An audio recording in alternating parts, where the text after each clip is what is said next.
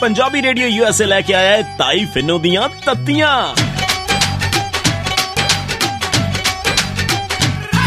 जदों तत्तियां सुनाइयां नी बड़ा दुख लग्या, बड़ा दुख लग्या। मैं तो सच्ची गल करदी आ, बुरी तो आपे लग जांदी आ। जदों तत्तियां सुनाइयां नी बड़ा दुख लग्या, बड़ा दुख लग्या।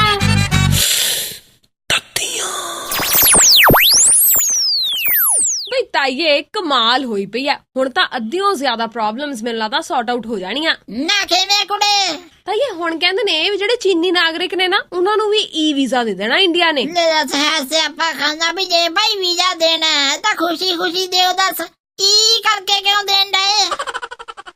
ਓਹੋ ਤਾਈਏ ਈ ਵੀਜ਼ਾ ਮਤਲਬ ਇਲੈਕਟ੍ਰੋਨਿਕ ਵੀਜ਼ਾ, ਸ਼ਾਰਟ ਫਾਰਮ ਆ।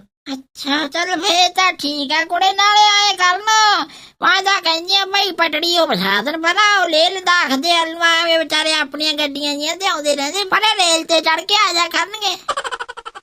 ਪਰ ਤਾਈਏ ਤੈਨੂੰ ਕੀ ਲੱਗਦਾ ਉਹਦੇ ਤੇ ਚੜ ਕੇ ਆਉਣਗੇ? ਨਹੀਂ ਉਹੀ ਤਾਂ ਮੈਂ ਕਹਿੰਦੀ ਆ ਵੀ ਇੱਕ ਅੱਧੀ ਨਾ ਚੜ ਕੇ ਆਉਣ, ਫੇਰ ਉਹਨਾਂ ਇੰਡੀਆ 'ਚ ਨਹੀਂ ਆਇਆ ਕਰਨਾ।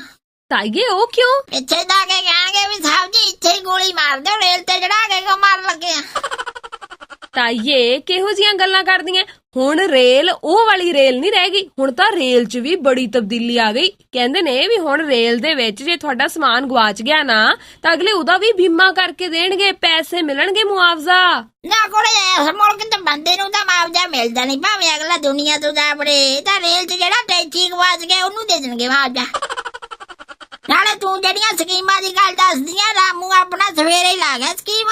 ਰਾਮੂ ਕਿਹੜੀ ਸਕੀਮ ਲਾ ਗਿਆ ਤਾਈਏ? ਨਾ ਆਹ ਗੱਲ ਕਿਤੇ ਉਹਨੂੰ ਵੀ ਪਤਾ ਲੱਗ ਗਈ ਹੋਊਗੀ। ਮੈਨੂੰ ਕਹਿੰਦਾ ਬੀਬੀ ਜੀ ਅਗਲੀ ਵਾਰ ਜਦੋਂ ਮੈਂ ਪੰਜਾਬ ਆਉਣਾ ਨਾ ਤਾਂ ਨਈ ਲੁਗਾਈ ਲੈ ਕੇ ਆਉਂਗਾ। ਕਹਿੰਦਾ ਨਵੀਂ ਘਰ ਵਾਲੀ? ਕਿਉਂ ਤਾਈਏ ਪਹਿਲੀ ਕਿੱਥੇ ਜਾਣੀ ਆ? ਕਹਿੰਦਾ ਹੁਣ ਜਾਣ ਲੱਗਿਆ ਬਸ ਆਪਾਂ ਰਾਹ 'ਚ ਛੱਡ ਜਾਣੀ ਆ। ਨਾਲੇ ਕਹਿੰਦਾ ਉੱਥੇ ਜਾ ਕੇ ਮੁਆਵਜ਼ਾ ਲੈ ਲਾਂਗੇ, ਭਾਈ ਮੇਰੀ ਘਰ ਵਾਲੀ ਗਵਾਚ ਗਈ। ਨਾਲੇ ਸਰਕਾਰ ਤੋਂ ਪੈਸੇ ਲੈ ਲਾਂਗੇ, ਨਾਲੇ ਤੋਂ ਖੜਾ ਛੁੱਟ ਜੂ।